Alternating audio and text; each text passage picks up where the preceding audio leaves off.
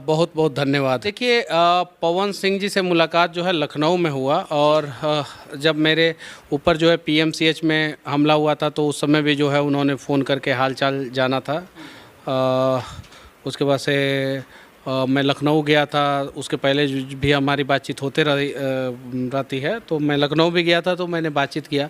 तो मैं गया तो माँ का आशीर्वाद वहाँ पे लिया।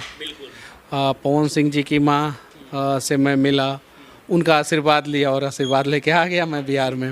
लेकिन लोग जानना ये चाहते हैं कि क्या बिहार में कुछ बड़ा होने वाला नया लखनऊ में हमारे कुछ मित्र हैं और कुछ हम लोगों को काम था, उस काम से मैं गया था। और सहारा का भी एक समस्या था। सहारा वाले लोग जो है मुझे बहुत फ़ोन करते थे कि आप सहारा पे फिर से आवाज़ उठाइए, तो फिर से आवाज़ उठाया। मैं लखनऊ में जाके उस सहारा का प्राइम प्रॉपर्टी दिखाया, जो लखनऊ का सबसे कॉस्टली प्रॉपर्टी है। अगर उसको बेच दिया जाए तो सहारा के जो है 25% लोगों